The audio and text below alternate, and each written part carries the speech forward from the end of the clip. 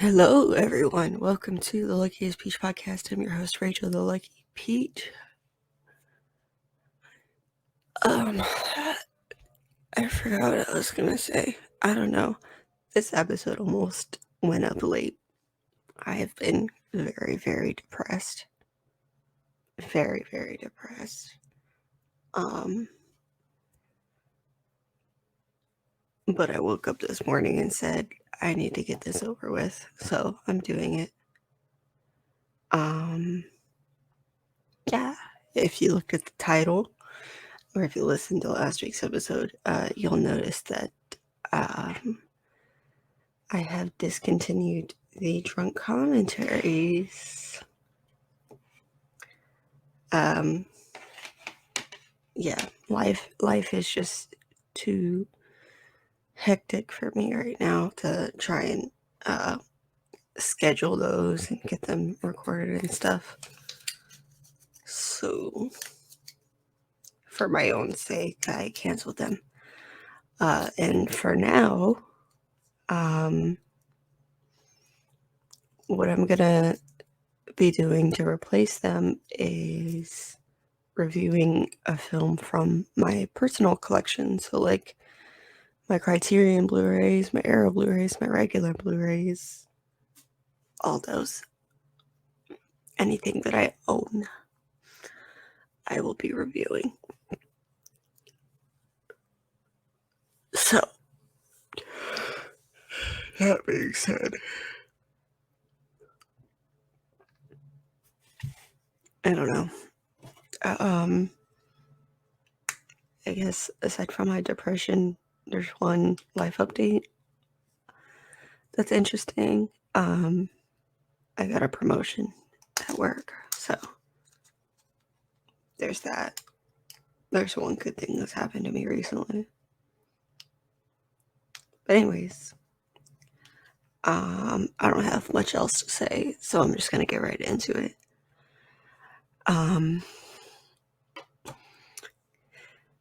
So today, I'm sorry, I forgot how to talk.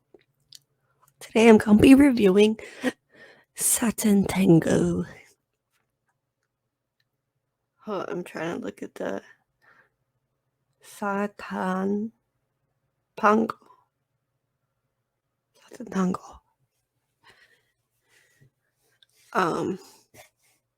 Yeah, this one I guess is kind of a loophole because when I watched this movie, I didn't own it, but my Blu-ray for it came in like a few days after I finished watching it, and like right after, I decided I was gonna review stuff in my personal collection. So I guess not a loophole because it is in my personal collection. I have the Blu-ray for it. I don't know. But I was like, I just watched it. I have the Blu-ray now. And I want everyone to know that I have watched it, so I'm gonna review it.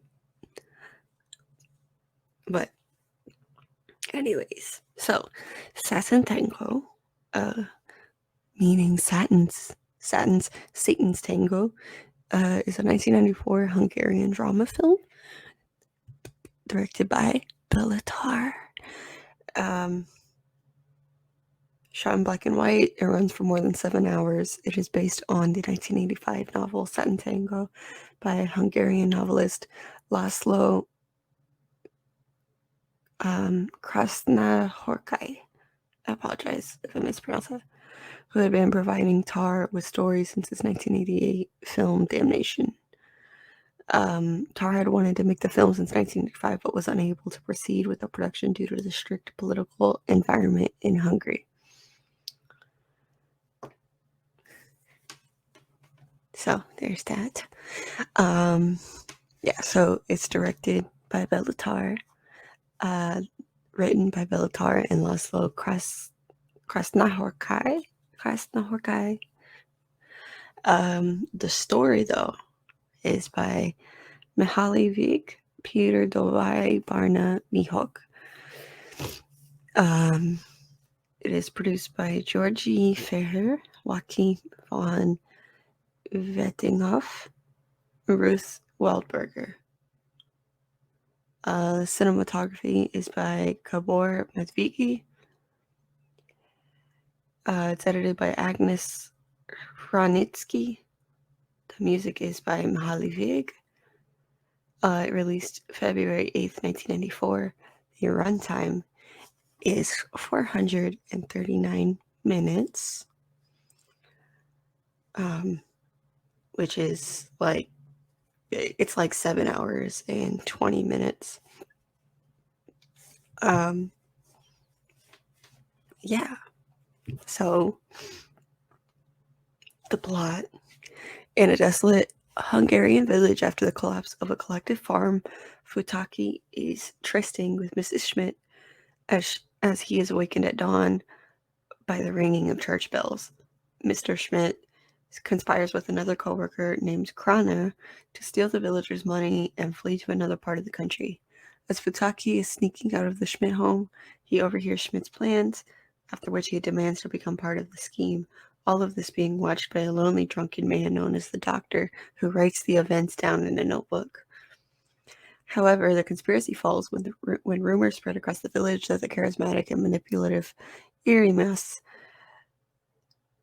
a former co-worker who had been presumed dead, is returning with his friend Petrina. Oh, Petrina, that's the end of the sentence. Meanwhile, Irimas and Petrina make a secret deal with the police captain in a nearby city to spy on the village community. They are welcomed by their young ally, Sani Horgos, with whom they had made a deal so that Sani would spread word among the villagers that the two had died. At the village, the doctor discovers he has run out of fruit brandy. Unaccustomed to leaving his house, he decides to go out to buy liquor nonetheless. Outside, he is met with hostile weather and the arrival of night. He meets Sani's older sisters, who are destitute prostitutes. Approaching the local tavern to purchase his brandy, he is accosted by Estique, Sani's little sister, a lonely, mentally ill girl whose father hanged himself. Estique desperately reaches out for his help in a state of emotional tension, reacting angrily to the child's pleas. The doctor reconsiders and naively tries to apologize as the girl leaves and disappears in the darkness. Chasing after her, the doctor passes out and collapses in a nearby wood and is found in the morning by the town's conductor, who takes him to a hospital. The morning before the doctor left his house, Estique is tricked by her older brother Sani into planting a money tree in the forest. She tortures and poisons her cat to death and carries its corpse to the money tree, which she finds has been dug up. After finding out she has been deceived by her brother, who has reclaimed the money, she succumbs to silent despair. Rotting through the woods, the girl approaches the local tavern and peers through its window, where most of the villagers dance to accordion music, unaware of the peeping child. Afterwards, she encounters the doctor and cries out for his help to save her cat. Rebuffed, she retreats into an abandoned ruin, fatally poisons herself, and finally dies. The following day, Urimas arrives at the village while Estique's funeral is being held. Feigning grief, Urimas tells the villagers they were all guilty of Estique's death and talks them into handing him all the money of their proposed venture in order to start a new collective farm in a nearby village. The villagers, except for the innkeeper and the doctor, walk together, wheeling their few belongings to a distant abandoned building where they collapse into sleep, whereupon the narrator describes the dreams each of them has. Meanwhile, Irmas and Petrina meet with an accomplice in a nearby city to acquire a large amount of explosives for reasons they never explicitly explained. Next morning, when Irmas is late, the villagers decide they have been duped by Irmas and fight among themselves. Schmidt and Kraner accuse Futaki of having let them into this trap and demand that he return their money. As they beat him up, Urimas arrives, scolds them for their squabbling, and tells them that his plan to establish a new farm has been delayed by the authorities and that their only hope is to scatter around the country for an unspecified amount of time. Kraner demands that Urimas give their money back. Urimas does so, but expresses his disappointment at their lack of trust and unreliability, shaming Kraner into once more giving his money to him. Irimas, Petrina, and Sani drive the villagers and their belongings by truck to the city, where Irimas assigns the Schmidts, the Kreiners, and the Haliskas, um, different towns and different tasks. Each gives them each 1,000 forints and dismisses them. Futaki, however, tells Iramas that he would rather find a job as a watchman, takes his 1,000 forints, and leaves on his own. The fate of the headmaster remains unclear. The police receive Iramas's devastating report about the villagers' poor abilities and defects and decide to rewrite it in a less vulgar manner before filing it away and leaving.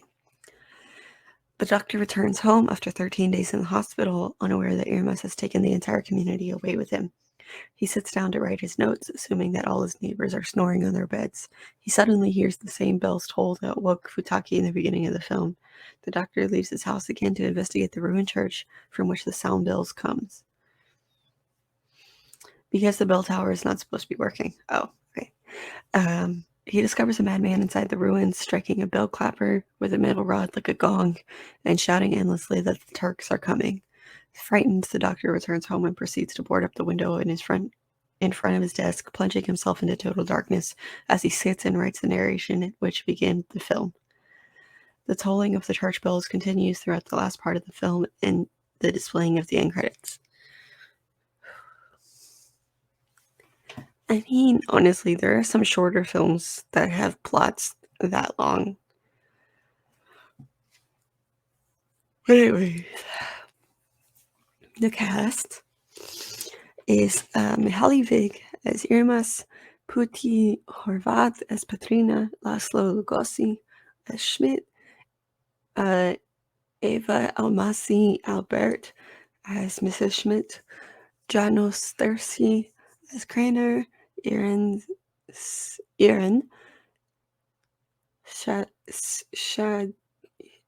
Shachki as Mrs. Craner, Alfred Jarai as Halix, B. Miklos Shekeli as Futaki, Elizabeth Gal as Mrs. Halix, Erica Balk as Estique, Peter Berling as the doctor, Zoltan Komodi as the innkeeper, and Peter Dobai as the police captain. So, the structure of the film is based on that of the novel, which borrows, as the title suggests, from tango. The film is broken into 12 parts and does not always move chronologically, as it follows the tango scheme of going 6 moves forward, then 6 back.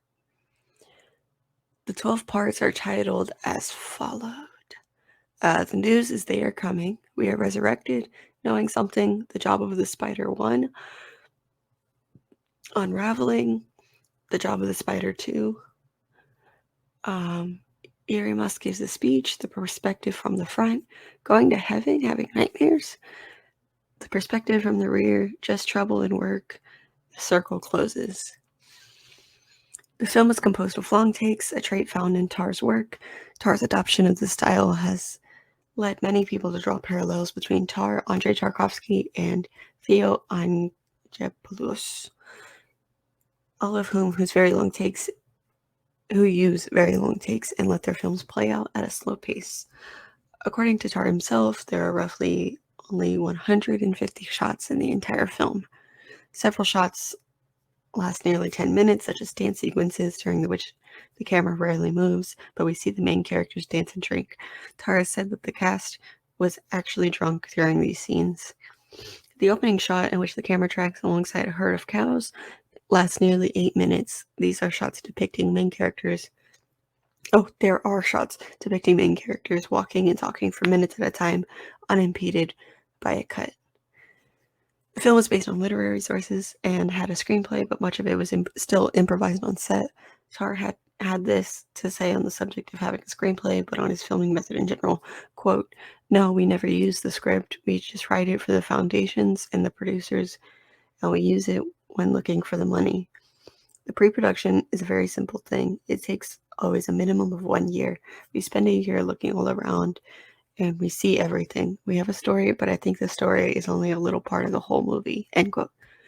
The omniscient narrator can be heard at several points throughout the film, textually quoting parts of the novel. It also adapts every single one of the moments in the book, leaving nothing out. So this is like a perfect, like 100% adaptation. Molly Vig, who plays Irmas in the film, was Béla Tarr's film composer since working on Almanac of Fall in 1984 until the director's retirement in 2011 with the film The Turin Horse. Oh, he retired with The Turin Horse. Oh my god, I didn't know that. Holy shit. Tarr has described his collaboration with Vig, as well as that of with his wife and editor Agnes Kranitsky and cinematographer Fred Kellerman, as collaborative filmmaking in which each one of their individual works stands as a relevant production of its own. As with Damnation and all of Tarr's work since 1994, Sátántangó utilizes a small set of original compositions by Vig that play strategic points in the film to establish connections between themes or situations. For Sátántangó, Vig composed a type of score that has been described as carnivalesque by Tim Brayton. It is composed of melancholic and haunting accordion themes reminiscent of a slow and repetitive tango. The most prominent musical theme of the film is Rain 2, which is featured at most of the film's signature moments.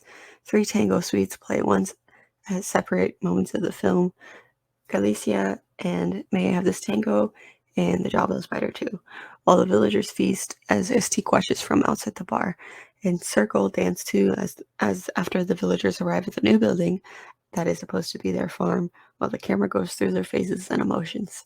Additionally, the unearthly sound of distant church bells plays several times throughout the film. In the 2009 compilation Music from the Films of Béla Tarr, all the mentioned tracks appear, and the latter is listed as Bell 1 and Bell 2. As with the novel upon which it is based, Sátántangó deals with strong pessimistic philosophical themes surrounding the absence of authority, the prevalence of nihilism, and the evils of indifference. The opening shot, lasting up to 6 minutes, depicts a vast herd of cows wandering in a desolate farm and then vanishing in the distance. Although the scene is largely seen as an establishment of the area and the farm's ambience, several reviewers thought that it symbolizes the outcome of the story. In the chapter We Are Resurrected, Irmas and Petrina broker a deal with the captain that will lead to the inevitable death or imprisonment of the villagers. The captain does not appear to be comfortable with the lack of empathy and sociopathic conduct of Irmas. For this reason, the captain delivers an extended monologue about the importance of authority, quoting Pericles on the subjects of order and freedom. Some authors have judged the figure of the captain to represent a symbol of authoritarianism during the Hungarian People's Republic. Regarding the film's most prominent theme, the character of Irmas can be seen wielding a godlike influence over the villagers to the point of convincing them of doing anything and to make himself greatly feared by them. In The News Is They Are Coming, Futaki and Mr. Schmidt are forced to cut off their plans to escape with the money of the village's farm as a result of Mrs. Craner telling them of the discovery of Irmas' return. Futaki is seen reflecting on the character of Irmas with great fear, saying at one point, quote, "He could turn a pile of cow shit into a castle if he wanted to," end quote. The divine influence of Irmas is symbolized heavily throughout the film. In Knowing Something, the doctor catches a glimpse of Irmas and his companion's arrival before he blacks out in the forest.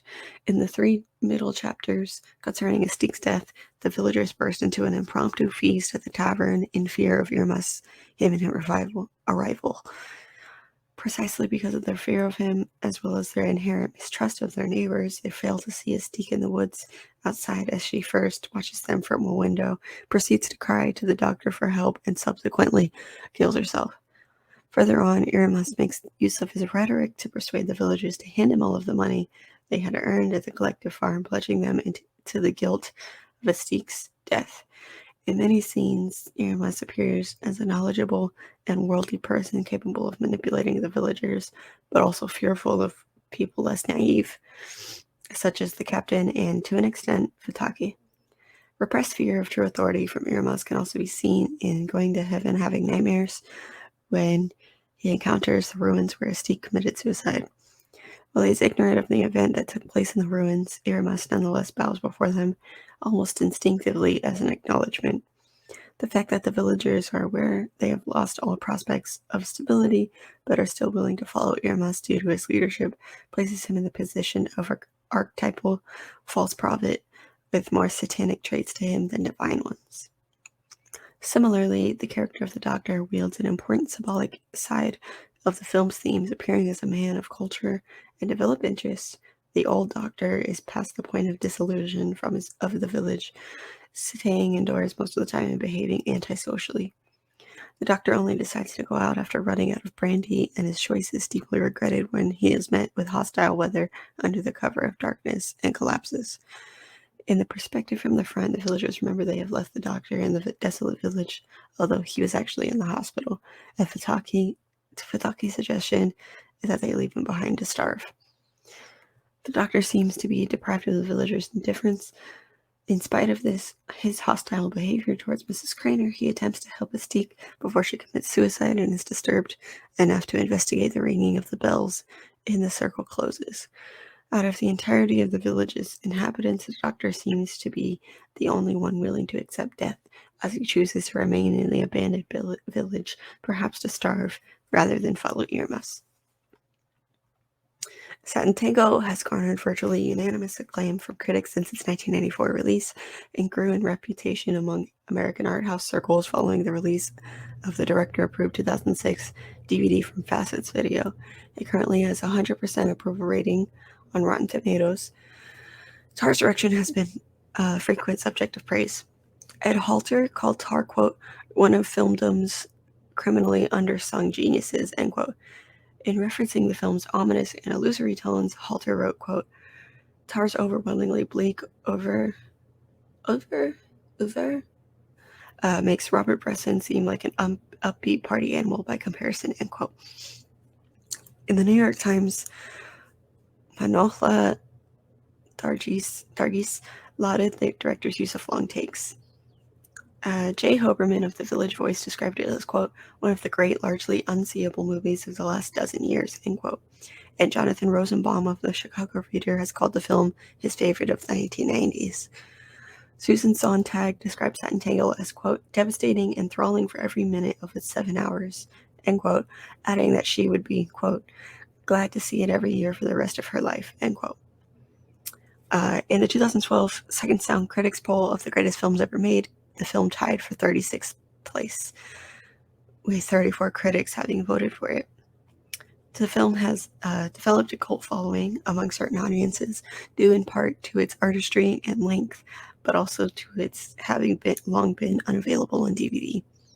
The film was only briefly out in VHS and DVD formats in the 1990s and went out of print very quickly, initiating a period in which only bootlegs transferred from old VHS sources were available.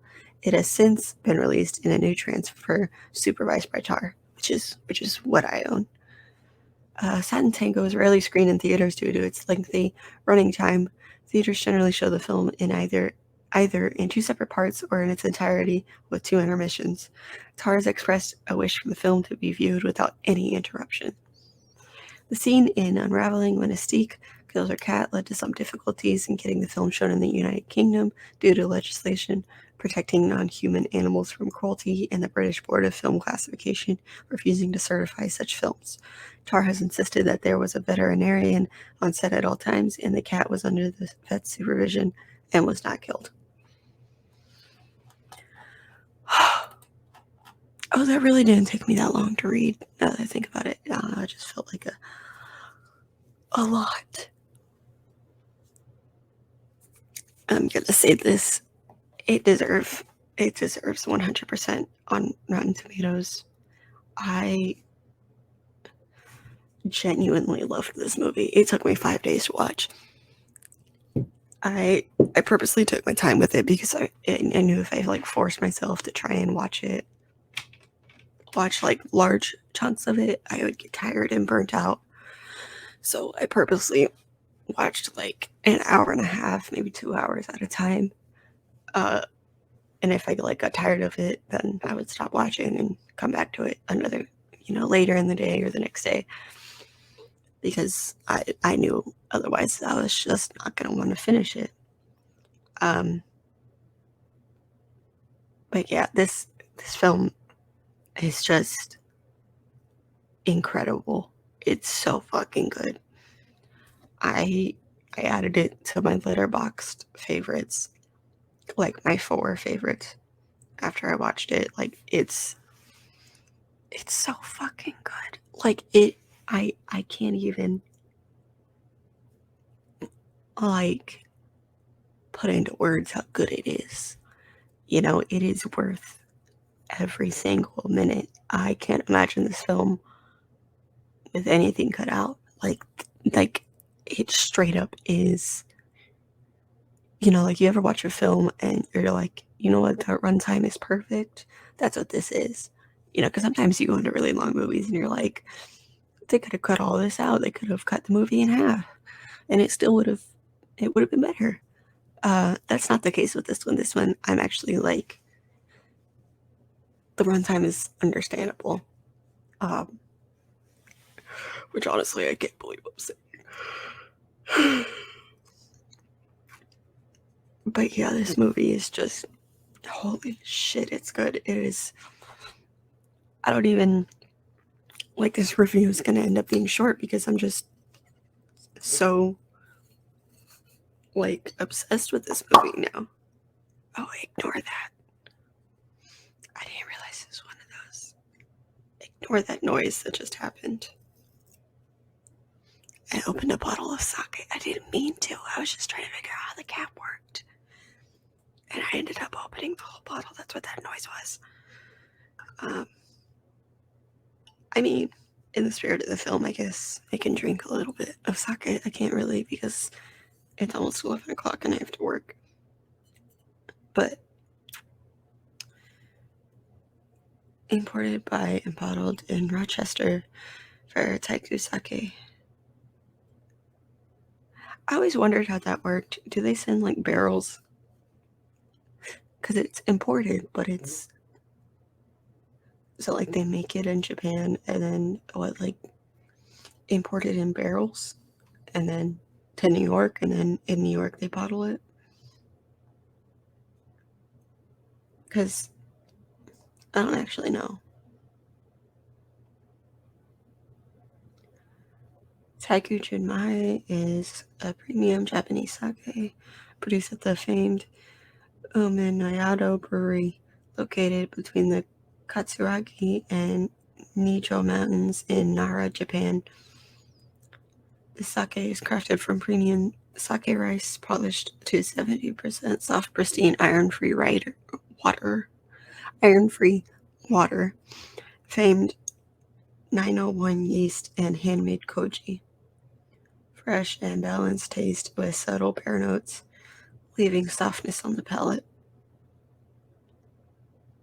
Oh my god, it has like acidity numbers. The SMV. What is that? Let's Google that. What is SMV? Sake meter value. It measures the density of sake compared to water. Oh.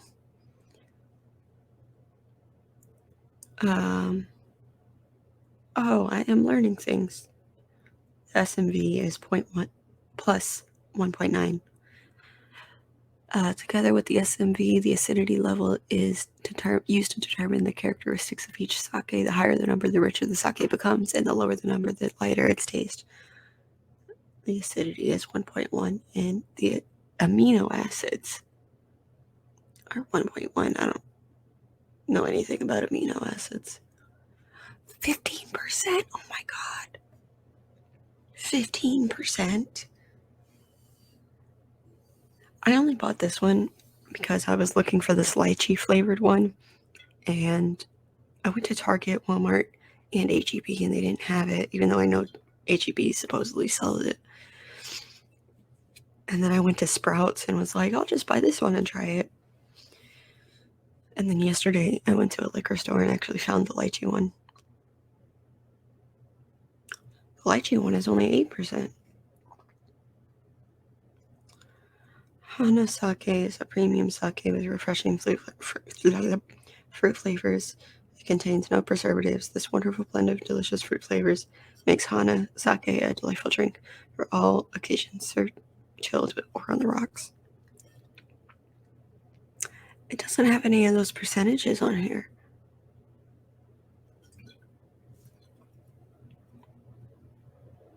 It doesn't. I don't know. The label is smaller on here. I just wanted this lychee one because I tried it at this Japanese restaurant and I fell in love with it. So I was on the hunt to buy a whole bottle. And now I know where to buy it. Not at HEB or Target. It's got a twist cap like a wine bottle though, so I don't open it. Let's try this one.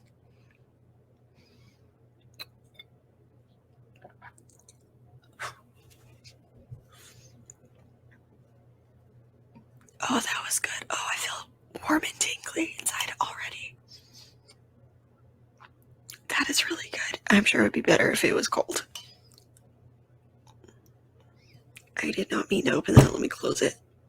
That was actually really good. I know I don't sound like it, but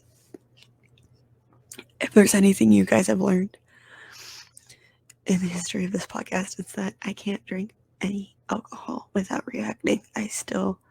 I like, my body never gets used to the taste, even if it's something that I like. It always shocks my body.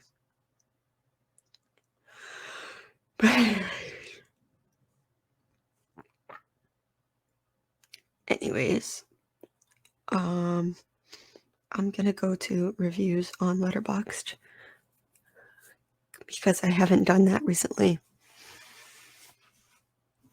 And I would like to keep doing that. So I'm gonna say this much. It is hard to find a low review of this movie. That's how good this movie is. There are no bad reviews. Well, there are. But it has an average of 4.4 stars on Letterboxd. That's how good this movie is. I'm trying to find that person's username is entered the void. They gave it 5 stars and said not long enough. That's exactly how I feel. I'm trying to find a review that doesn't look like a whole essay.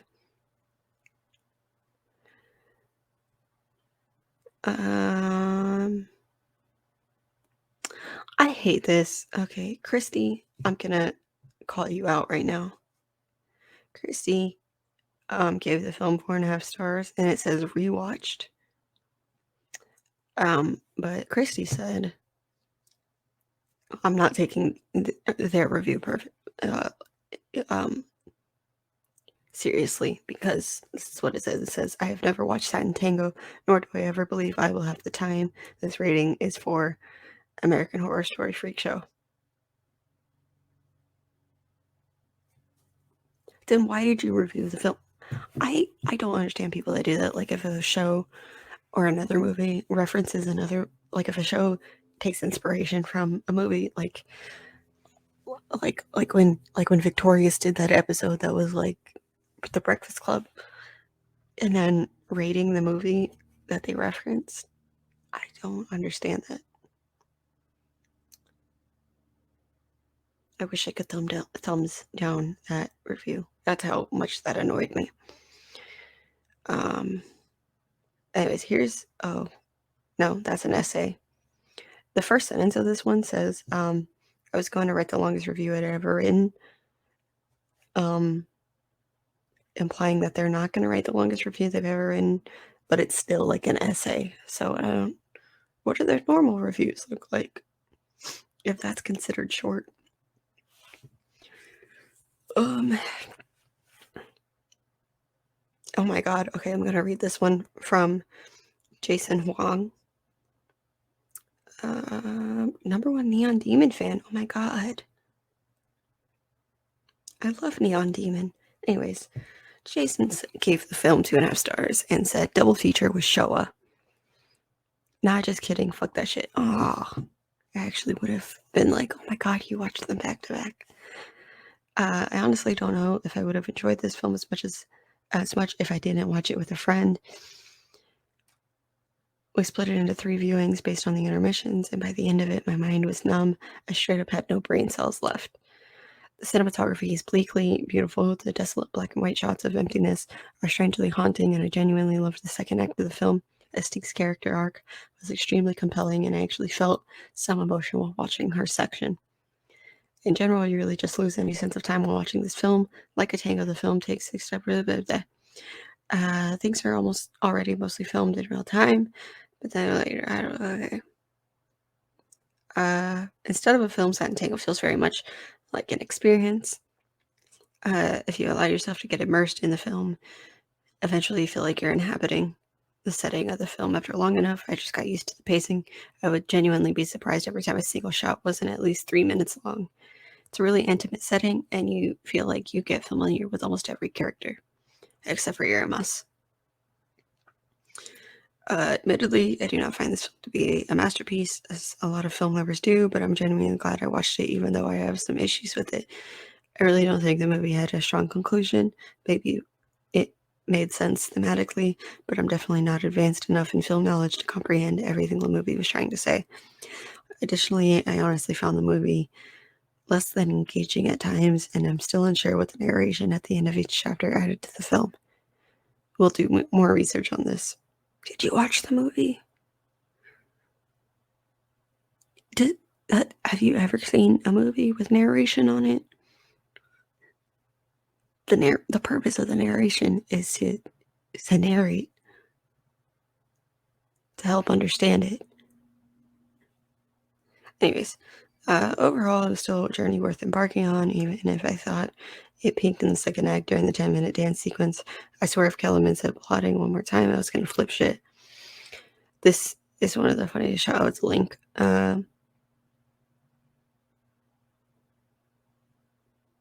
Yeah. That just reminded me of something. I disagree with like the last part of that review again because I loved it, but the cinematography, like I talk about cinematography a lot, but this film genuinely has the best, hands down, the best cinematography I've ever seen. 100% the best cinematography I've ever fucking seen. Like, I would recommend this movie on the cinematography alone. That's how good it is. But then even then, it's like you said, like Jason said, it's very intimate. It's very immersive. Like the pacing doesn't feel like dead. Like if you watch one of the long takes on its own in a YouTube video, which the first time I saw anything of this film was the sequence of Estique walking for I think like 7 minutes. And the first time I saw that, I was like, oh my god. But then watching the full movie, I was like, holy shit. You know, like if you watch one of the scenes on its own, yeah, it's gonna feel exhausting. But if you watch the film itself, it's like exhilarating in a way. I don't know. It's so immersive. Like it's just, oh, it's so fucking good. It's the pacing, like it fits it so perfectly, and it like it leaves you on the edge of your seat in like a good way. Not in like it's not like, oh, I'm so thrilled. You know, it's not like on the edge of your seat like you're watching Fast and Furious. It's like on the edge of the seat, like in a way of like, I'm so into this. I'm so immersed in this film that I feel like I'm watching events play out right in front of my eyes. Like I feel like I'm there watching these events play out. But yeah, I'm glad he mentioned in this review, I'm glad he mentioned the plotting thing. There is, in the scene where they're in the like tavern bar or whatever, Kellerman said plotting at least 100 times. Like the word plotting. Like he's saying, I was plotting and plotting and plotting. Yeah. And he said it so many times that it joined the list of words in other languages that trigger me. Like manja and principessa. Yeah. Yeah. I will say, Estique is the best character in this whole film. Obviously, her character arc is the most depressing. But this actress, like, I don't know, it's so... The way this actress does it, it's so compelling. Like, her performance is just so fucking good. Like, it's... You end up, like, almost resonating with her for a little bit. And you feel every ounce of depression that she's feeling. And, like, obviously the cat stuff is messed up. Like, the whole time I was watching that, I was uncomfortable. But it adds to her character arc. Like, it honestly is part of her character in her depression.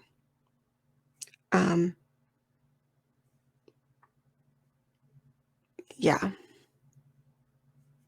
Okay, I'm gonna read this 5-star review from Hibiscus.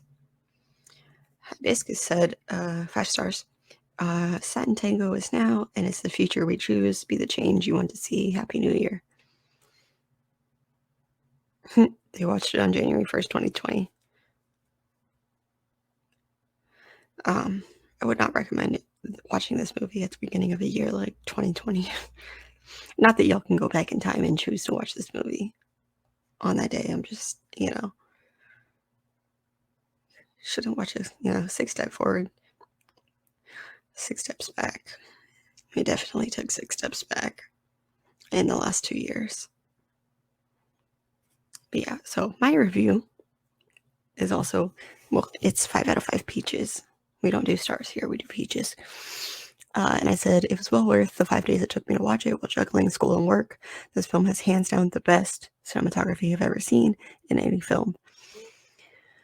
I love this film so much. I'm not the same person I was when I started this. It changed so much in me. The sound mixing too. Who knew the saddest plots could sound so calming? Loved every second of it. Call me a newfound Béla Tarr stan. Yeah, the sound mixing is just, it's so, like, obviously the plot of this movie is so depressing. So depressing. And so, like, sad. But the sound mixing and the score are relaxing in a way. Like, you're aware that the sound is supposed to add to the depressing nature, and that's exactly what it does. But in the same way, it makes you feel relaxed. And I guess that's part of the, like, immersive nature. But, like, I don't know how to explain it, because I felt relaxed and calm, even though I knew that the purpose of the sound and this music was depressing. Like, it sounded depressing. It added to the depressing nature of the film. Like, it perfectly matched the plot. But, like, I really don't know how to explain that, because calming makes it sound positive, even though it's not. It's very negative. The tone of it is very negative, obviously. But it just feels therapeutic. What's the word I'm looking for? It feels cathartic, I guess.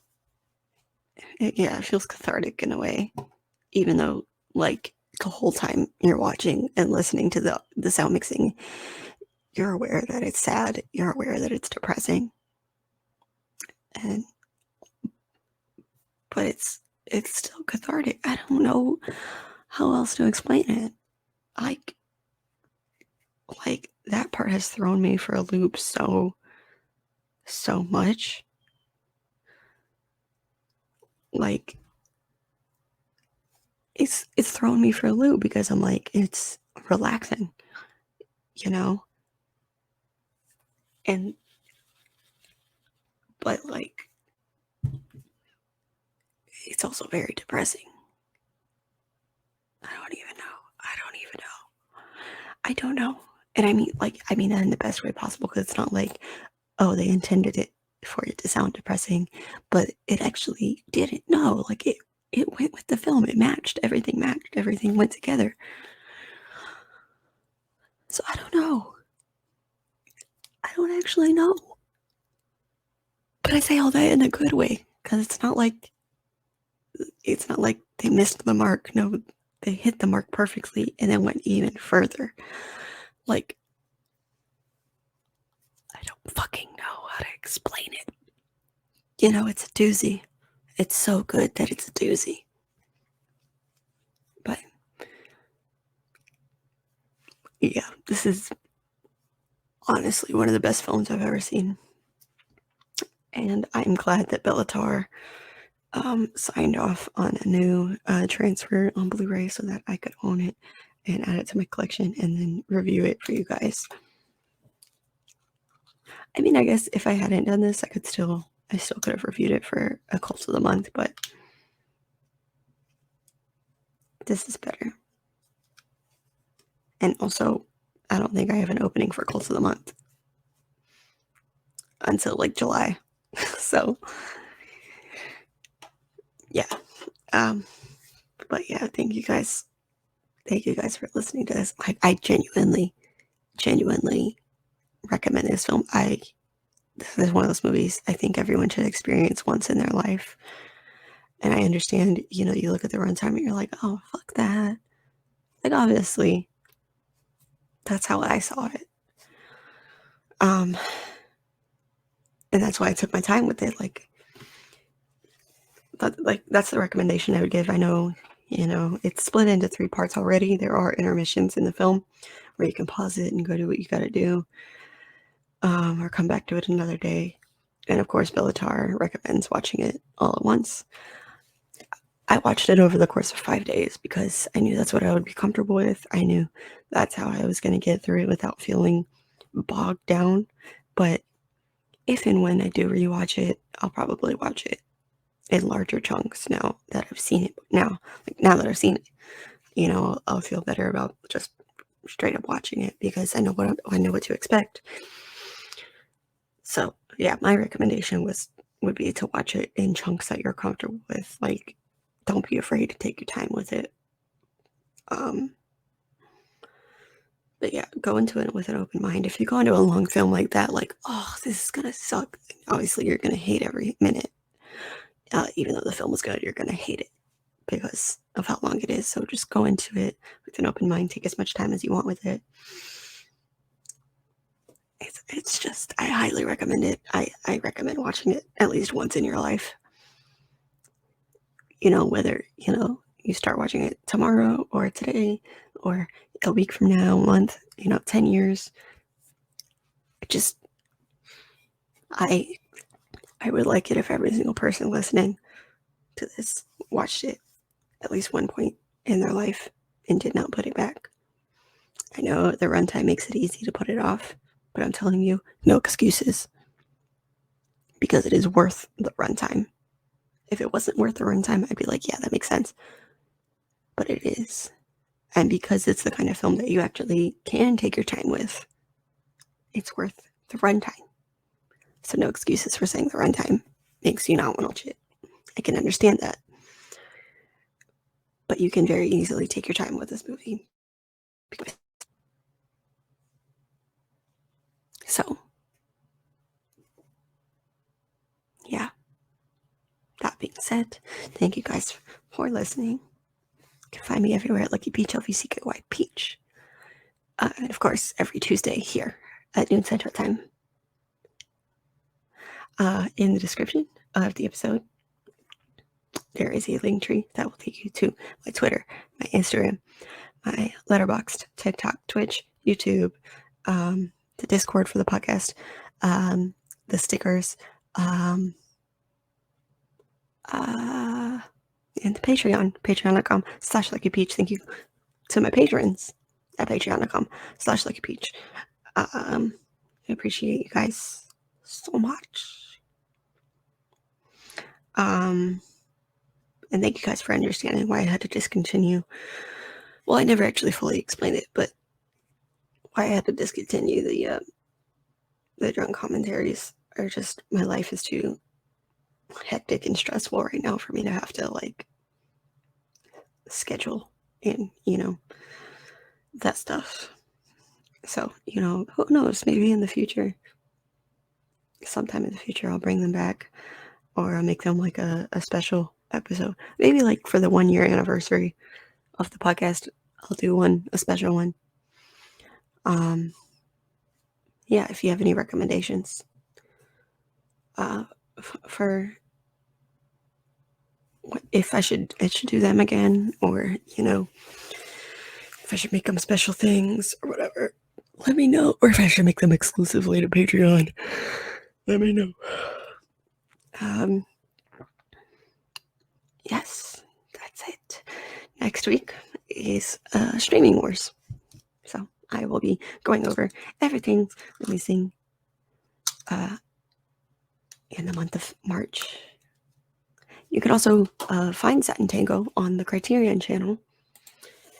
I understand not a lot of people have the Criterion channel. If you do have it, it's on there. Otherwise, you'd have to buy or rent. But I will look up where y'all can, or how much it'll be if y'all rented it. Is it on Canopy? Is this how I'm finding out it's on Canopy? It is on Canopy, but I guess it depends, because my school apparently does not offer it on their Canopy page. I don't know, because Canopy makes me log in with my school. I don't know, maybe is it like, can you have like a regular Canopy account without being attached to a school and just have access to everything on there? Because it's on Canopy.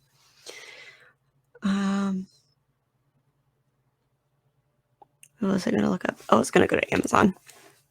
That's where I go to see the prices of things. I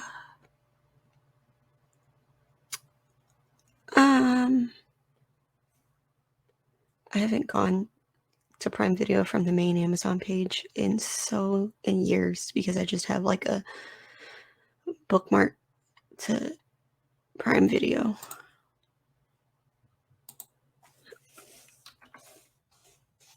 Sátántangó.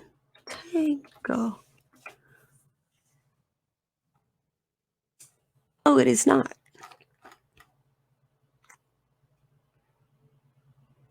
It is not available to rent or buy, but you can get Man from London by Béla Tarr. You can rent it for $3.99 or buy it for $12.99.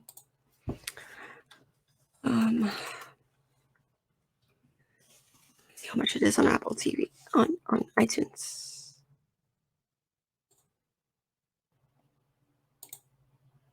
On iTunes. Why am I not signed in? I got an account. I was putting off getting an Apple TV Plus subscription, and then I ended up just doing it so I could watch one of my films for no, so I could watch Tragedy of Macbeth. That's what it was. Do they not have a search bar? Why don't they have a search bar? Oh my god. Okay, buy, rent, Sátántangó. I'm sure you can pirate it. Okay, on iTunes.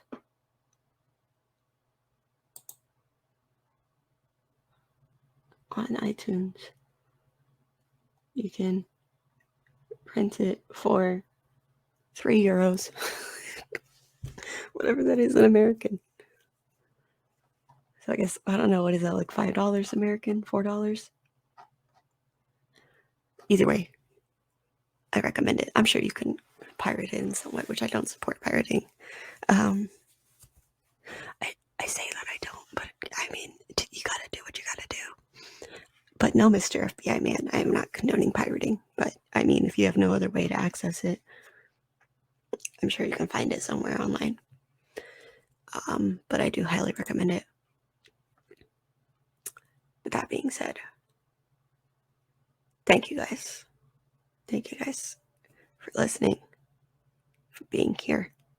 I'll see you guys next week. Oh, wait. Also in the description, I'm sorry, you can find the link to the stickers, which is Ko-fi, ko-fi.com/the Luckiest Peach. That's it. I don't know why I forgot that. I always forget that one. But it's there in the description. Anyways, thank you for listening. Stay peachy.